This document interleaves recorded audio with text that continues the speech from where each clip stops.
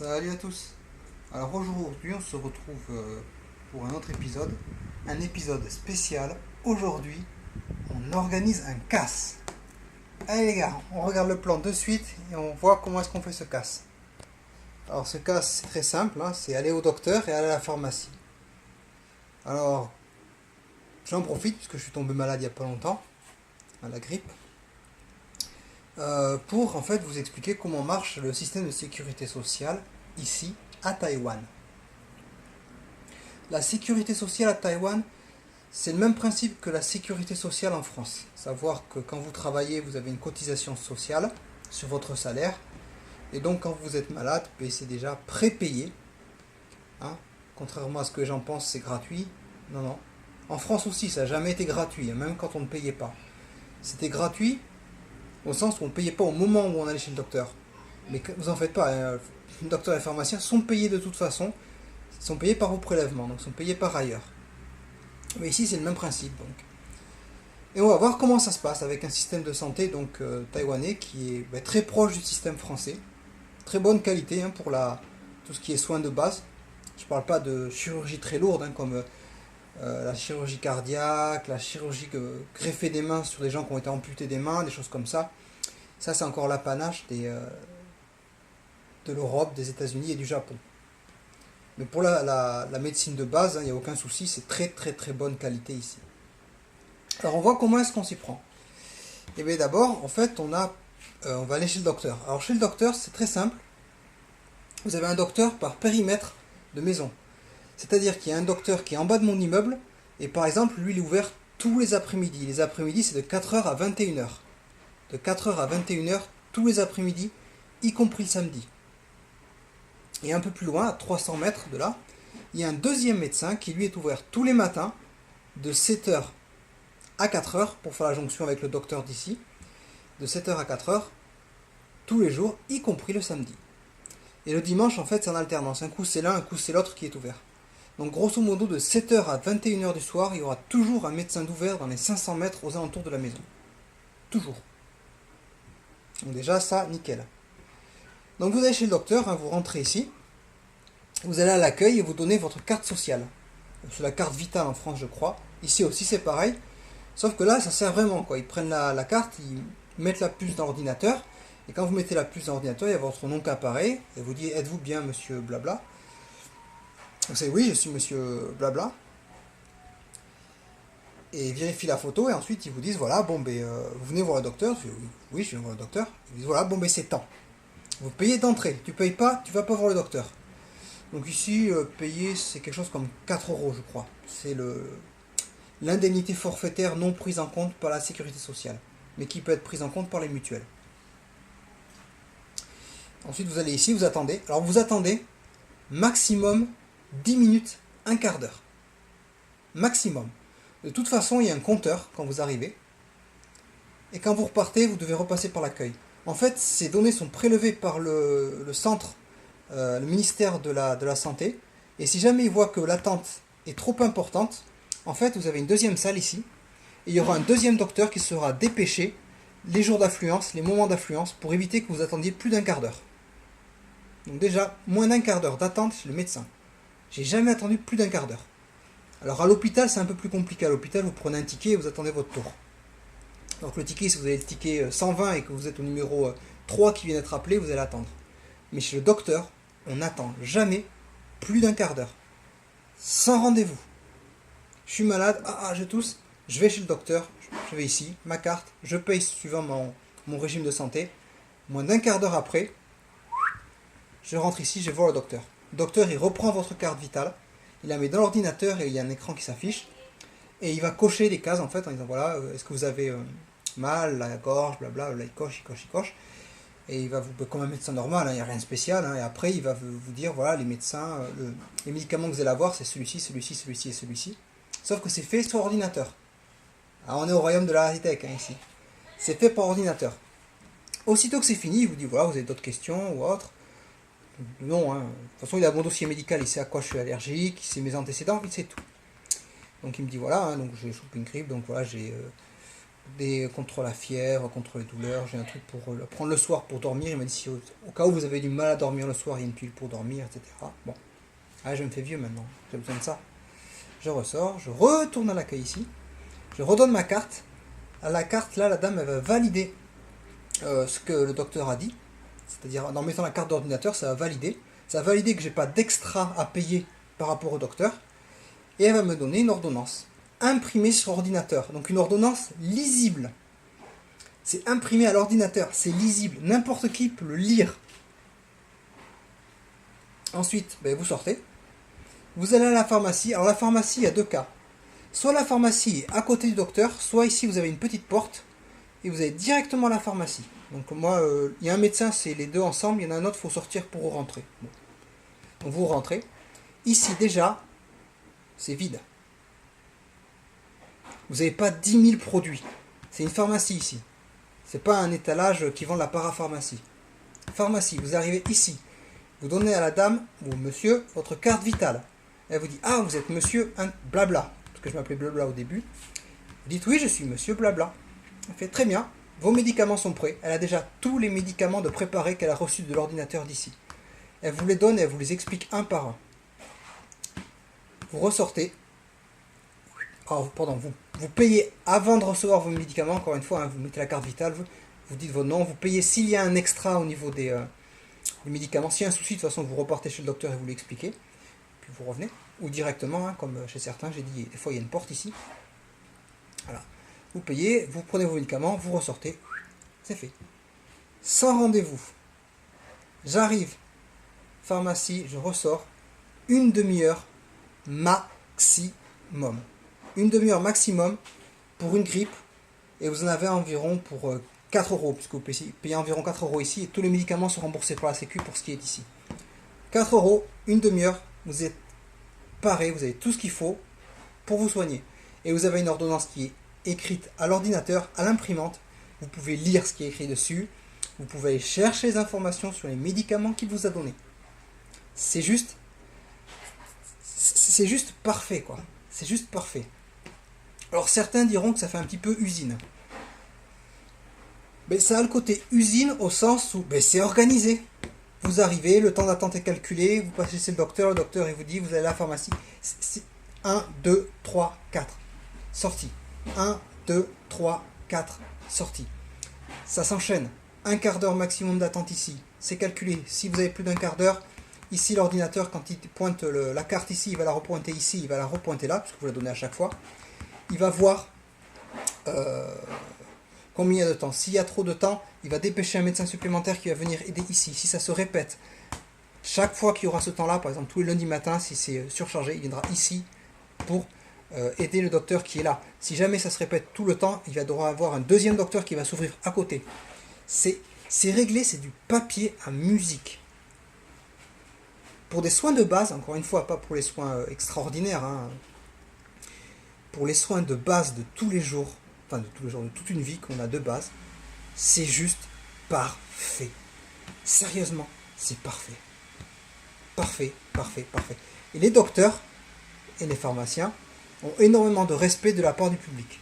C'est pas parce que ça se passe vite que c'est fait un petit peu à l'industriel avec étape 1, 2, 3, 4 et ça débite, ça envoie, allez hop, suivant. C'est pas pour autant qu'ils sont mal vus, hein. Les docteurs et les pharmaciens sont très très très très bien vus. Il n'y a aucun souci là-dessus. Et vous pouvez discuter. Alors moi la discussion c'est très limité avec le docteur, je discute un peu, il parle anglais. La pharmacienne, elle, non. Donc du coup c'est très très très très limité. Voilà quoi, elle vous donne des conseils, il vous discute. Il y a un docteur qui passe son temps à me dire faites du sport et buvez beaucoup d'eau. Chaque fois je lui fais ouais. Il a abandonné, je crois que je suis tombé mal la dernière fois, je suis allé le voir, il m'a dit je vous dis pas de faire du sport parce qu'apparemment ça marche pas. Je dis non. Non, le sport, quand il fait 33 degrés à l'ombre, non, oubliez. Il dit par contre je bois de l'eau. Comme les vieux. Et voilà, donc il n'y a aucun souci, franchement, c'est juste merveilleux. Et je comprends pas pourquoi on peut pas avoir quelque chose comme ça. Je me souviens quand j'allais en France, il fallait prendre rendez-vous. Ça durait des plombes, des heures. Il fallait payer, alors c'était super cher en plus. Il y avait des arnaques sans arrêt à la sécurité sociale. Les mecs, ils n'avaient pas leur carte vitale, mais ils allaient quand même chez le docteur. Bladi, blabla, c'est n'importe quoi. Ah, ça me permet de voir, voilà, une fois j'ai oublié ma carte vitale. Donc je suis allé ici, elle m'a dit, vous n'avez pas votre carte vitale? Je fais non.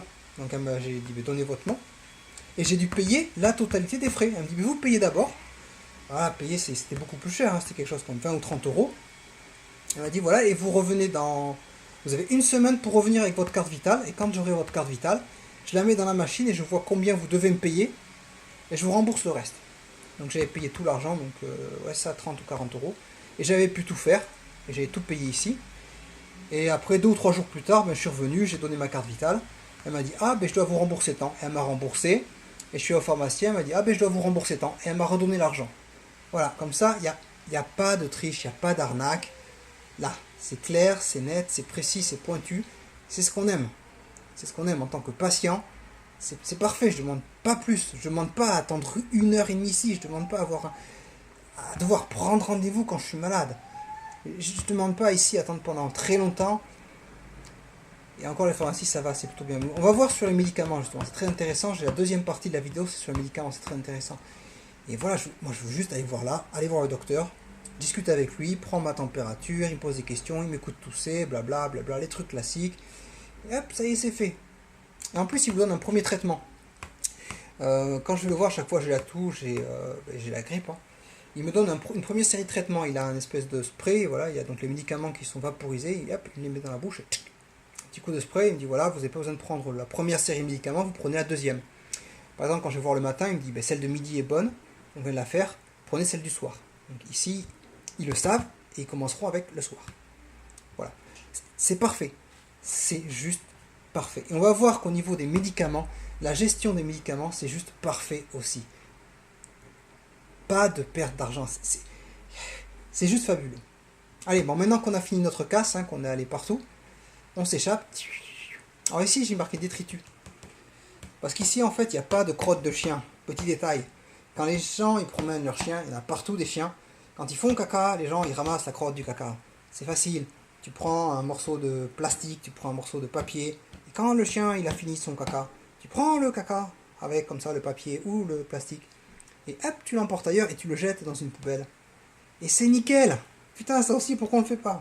Ah ouais, j'ai marqué détritus. Parce que j'essaierai de faire un épisode sur la noix de Bethel. Espèce de noix qui est chic et qui est considérée comme une drogue partout dans le monde à part à Taïwan. Je vous ferai un épisode là-dessus. Voilà donc. Pour ici, on a fait le casse, on a nos médicaments, on rentre à la maison et on voit l'épisode sur les médicaments. Et donc, une fois que vous êtes à la pharmacie, ils vont vous donner ceci. Ceci, ce sont vos médicaments. Alors là, encore une fois, je trouve que c'est une très très bonne idée. Franchement, il n'y a rien à dire. Hein. À savoir que voilà comment ça se présente. Un petit ruban. Là, vous voyez des poches. Chaque poche correspond en fait à une prise de médicament. Donc c'est matin, midi et soir. Et c'est écrit dessus. Voilà, écrit là, c'est le matin. Donc ça, c'est la prise pour le matin. Vous avez tous vos médicaments dedans. Et vous les prenez, tout simplement. Vous avez le midi, vous avez le soir. Alors moi, midi et soir, c'est la même prise de médicaments. Donc du coup, ils n'ont rien marqué dessus.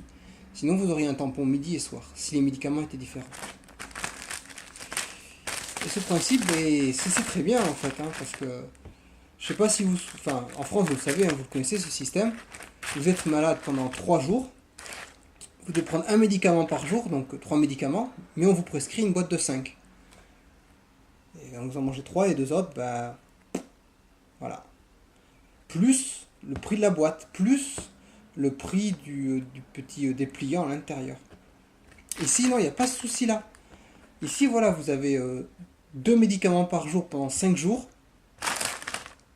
2 fois 5, 10. Parfait. Pas de gâchis.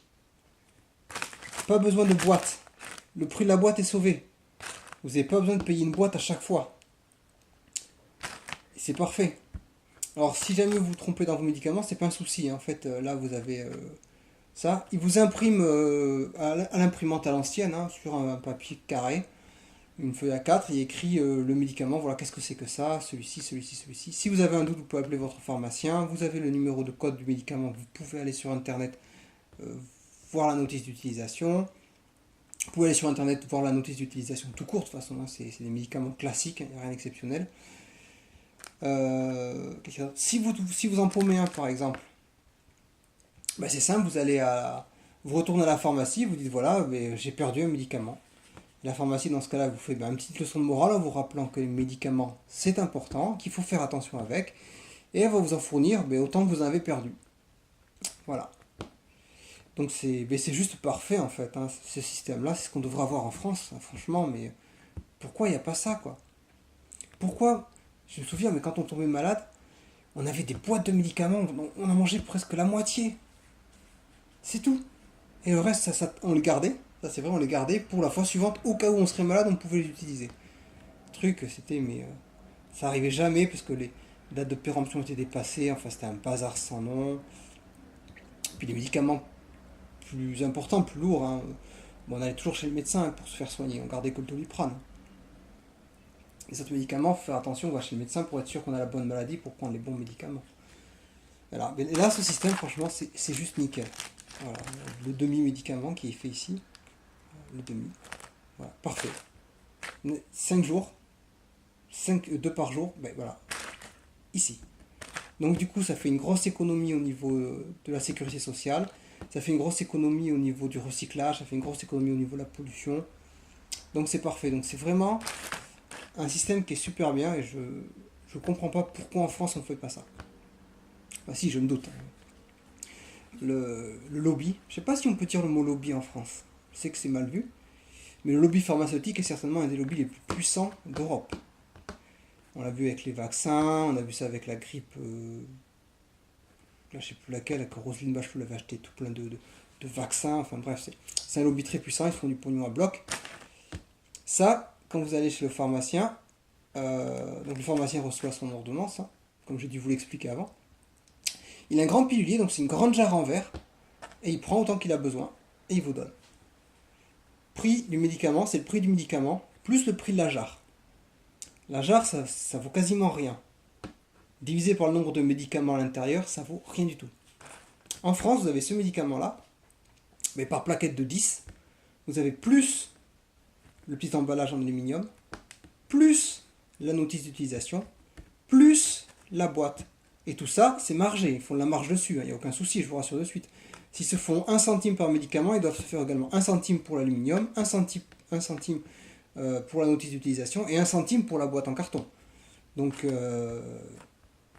pour eux, c'est très intéressant de faire la boîte en carton. Donc, ils défendront toujours la boîte en carton avec la notice d'utilisation, c'est plus sûr et tout. Mais c'est bullshit, sérieusement, quoi. Mais vous avez un souci avec un médicament, vous arrêtez et puis vous allez voir le médecin de toute façon. Vous n'allez pas commencer à lire la notice et vous dire ah ça y est, j'ai exactement ça, donc là je suis médecin, maintenant non. Vous avez un souci, vous arrêtez le médoc et vous allez voir le médecin ou le pharmacien. Bon, ici c'est pareil.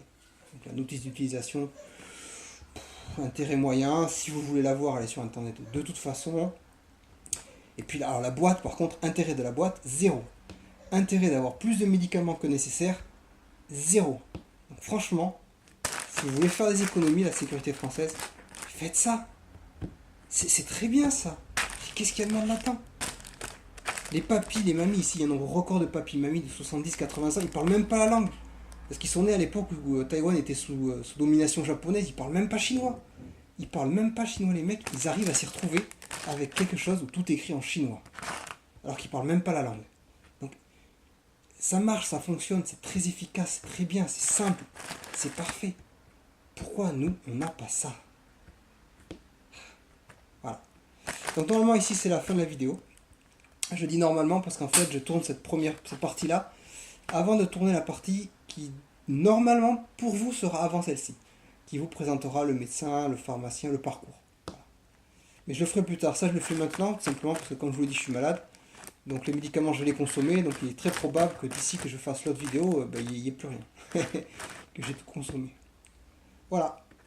Allez, sur tout cet que je viens de faire, je vous laisse et je vous dis à plus.